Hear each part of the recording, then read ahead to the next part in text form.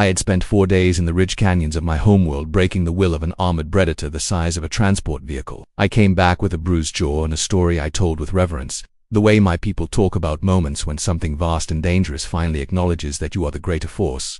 I thought I understood what strength looked like. Then the human walked through the door, and I heard myself exhale, not a word, not a reaction, just air leaving my lungs because my body understood something before my mind was ready to. The 2 predators on her shoulders did not flinch at the sound. They did not flinch at anything, and I spent the rest of that morning sitting very quietly with the question of what she had done that I had never once thought to try. The assignment had been written on the board for 2 weeks before anyone thought to ask the question that changed everything. The Calith Institute occupied a purpose-built station at the intersection of 5 territorial boundaries, neutral ground, chosen specifically because no single species could claim ownership of it. It was, in theory, the ideal place for 17 different civilizations to send their most promising young scientists to study the natural world together. In practice, it was a pressure vessel. 17 different definitions of strength compressed into a single rotating habitat, waiting for something to crack. My name is Terev. I come from a world called Sheth, where the ground is iron red and the wind never stops moving, and where a person's worth has been measured, since before we had written language, by what they can make yield to them. A mountain that gives up its minerals to your drill. A storm that fails to move you from your post. A creature that stops fighting once it understands you are the greater force. We did not have a word, in the old Sheth tongue, that separated the concepts of fear and respect. I am telling you this so you understand what kind of room I was sitting in when the human walked through the door. There were 23 of us in the advanced xenobiology cohort. Every species in the room had a version of the same cultural inheritance. The idea that demonstrating mastery over something dangerous was how a person proved they belonged among those who led. We had refined that idea in different ways, dressed it in different traditions, but underneath it, we were all operating from the same architecture. The assignment was simple. Return with a specimen from your homeworld. Demonstrate control. Present your method. 22 of us understood what that meant without needing it explained. The human, Myra Calloway, sat in the 3rd row and wrote nothing down. The weeks before the presentation had a particular quality. Students disappeared for days at a time, traveling back to their home systems and returning exhausted and proud, carrying the evidence of their struggles with them. Doric, the largest member of our cohort, a broad-shouldered Sheth from a rival city who had been my quiet competition since orientation, returned with a bruised jaw and a story about spending 4 days in the deep ridge canyons, pursuing a scaleback and armored predator the size of a transport vehicle, known for burying threats under collapsing stone. He'd broken its will through sustained pressure and controlled exhaustion, and he talked about the moment it finally stopped fighting with the reverence of someone describing a religious experience. Yesra, a Calathene with frostwhite hair and the kind of calm that came from growing up in constant cold, came back with frostbite creeping up to fingers and a pack hunter from her world's ice shelf locked in a reinforced cage. She had tracked it for 3 days, cornered it, waited it out. When it submitted, she had felt, she said, as though the ice shelf itself had decided to acknowledge her. Others returned with similar stories. Creatures bound, sedated, caged, muzzled. Evidence of struggle worn proudly. Every scar a credential. Myra Calloway did not leave the station. She attended her classes. She studied in the library. She ate alone, as she often did, at the far end of the dining hall with the particular quality of stillness that I had noticed in her since her first day. Not the stillness of someone with nothing to say, but the stillness of someone choosing not to waste words on conversations that weren't worth the energy. I asked her once, passing in the corridor, whether she had found her specimen yet. She said she had not, and that she was not planning to find one. I did not understand what she meant. None of us did. We assumed what people assume when someone from a species they don't fully understand does something they can't. Explained that she had failed, or given up, or simply didn't belong in the cohort in the first place. We were wrong about all of it. The training hall smelled like a dozen different worlds at once. Creature scents, ozone from electrical restraints, the particular tension that fills a room when 20-some competitive beings are all trying to impress the same authority figure simultaneously. Instructor Venn stood at the front with a patient, slightly tired expression of someone who had watched this particular exercise play out many times and found it educational in a way that had more to do with what it revealed about the students than about the creatures they brought. Doric went first. The scaleback filled a third of the hall when they brought it in, its armored legs scraping the floor, its eyes moving in the sharp, panicked patterns of a creature that had been moved far from everything it understood. He stood beside it and described the hunt in careful detail. The class responded with appropriate sounds of approval. Yesra's pack hunter refused to look at her. Its body stayed as low as possible, pressed toward the floor, ears flat, teeth showing in a continuous silent expression of submission.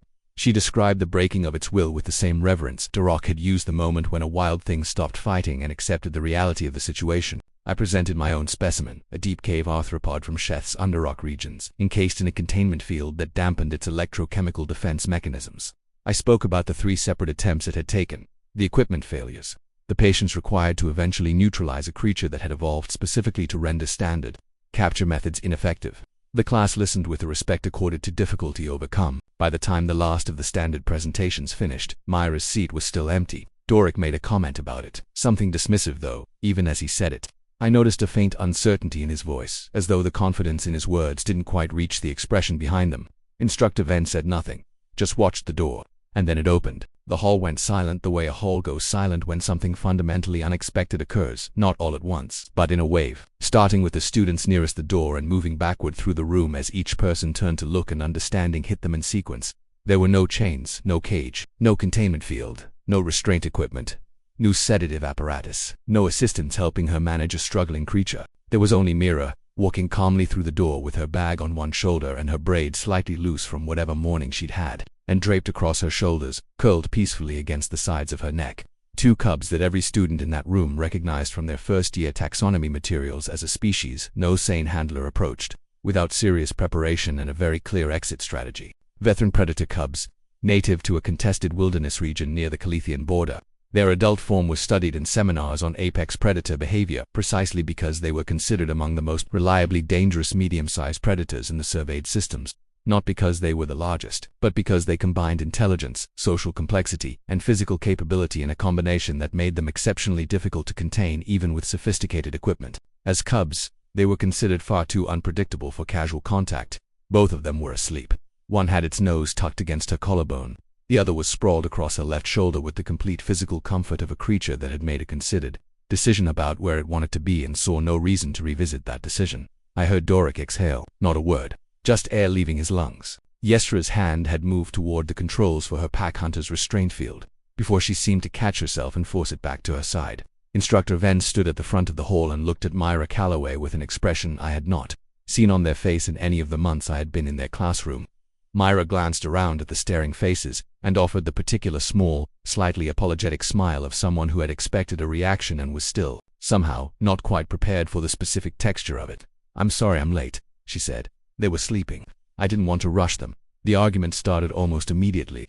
Doric found his voice first, though it was rougher than usual, stripped of some of the easy confidence that had characterized every other thing he'd said in this cohort. He wanted to know how she had gotten within arm's reach of a veteran cub without being critically injured. Yesra asked whether they had been sedated. 2 students from other worlds asked variations of the same question using their own languages, and the translation system rendered all of them into the same basic shape. "What did you do to them?" Mira set her bag down carefully, keeping her movements slow and deliberate, and waited for the noise to reduce itself to something she could speak across. Then she said she hadn't done anything to them. She had done things for them, which was a different matter entirely. Instructor Venn asked her to explain from the beginning, so she did. 6 weeks before the assignment was posted, she had taken a solo research trip to the reserve territory adjacent to the station's nearest planetary outpost, a protected wilderness area students were permitted to visit for independent study. She had gone to collect botanical samples for an unrelated project. She had heard a sound she described carefully as thin, high, and broken in a way that didn't sound like anything healthy, and she had followed it. She found the cubs under a rock shelf, alone, too young to be alone, thin in the way that means something has been wrong for more than a few days. She found the reason they were alone approximately 20 meters away, and she described what she found there quietly and without embellishment. And the room went very still. Poaching, illegal penetration of a protected reserve. The adults killed for materials traded in markets that several of the systems represented in this classroom had legislation specifically designed to prevent. She had reported it immediately. Reserve authorities had been contacted. Documentation filed, a formal inquiry opened into how the breach had occurred, and then she had gone back. Not to capture them, not because the assignment had been posted yet, it hadn't. She went back because they were there, and because walking away from something that was alone and in danger was not something she had been built to do. She went back every day. At first, she said, they wouldn't come near her. They stayed under the rock shelf and watched her from a distance that felt safe to them, and she sat in the clearing and did not try to close that distance. And when she left, she put food at the edge of the clearing where they could find it after she was gone. Days passed. The food started disappearing while she was still present. More days. A smaller cub crept close enough to investigate the edge of her boot, and then retreated at speed. She did not move when it happened. She sat completely still and let it happen and then let it leave. And she went home, and came back the next day. Trust, she said, looking around the room at the chained and caged and sedated creatures along the walls, moves at its own pace. You can't rush it, you can't force it. The only thing you can do is keep showing up and make sure that when they look at you, what they see is consistency instead of threat. She had not asked them to be there. She had given them every reason to choose to be there, and eventually, they had. Instructor Ven was quiet for a long time after she finished. The question they finally asked was directed at the whole room, not just at Mira. They asked which kind of control, in the end, demonstrated the greater strength. Nobody answered quickly. I looked at my own specimen, the deep cave arthropod from Sheth's Underrock regions, sitting in its containment field with the particular stillness of a creature that had stopped fighting because continuing to fight had become energetically pointless.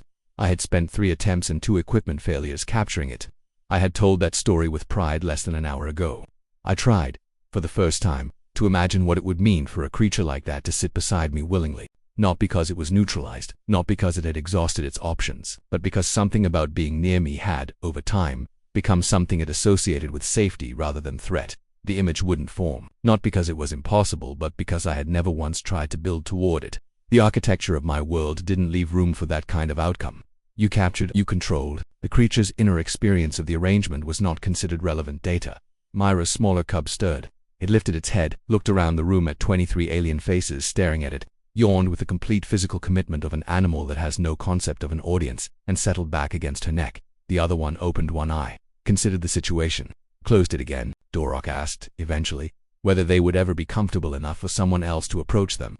Myra said that with enough time and enough patience and a willingness to move at whatever pace they required instead of whatever pace you preferred, yes, probably. She said he was welcome to try if he came with the intention to learn rather than prove something. He nodded. He looked, for just a moment, like someone who had discovered that the map he'd been given as a child was missing a significant portion of the territory. I found myself talking before I'd fully decided to. I said that on Sheth we didn't have separate words for fear and respect, that we had never needed them. I said that watching the cub sleep against her shoulders made me wonder, for the first time, whether that was a limitation rather than a simplification. Myra listened to me carefully. She said she didn't think her way was the only right way, or even the best way in all situations. She said force had its place, that there were moments where patience wasn't an option and something had to be decided immediately or not at all.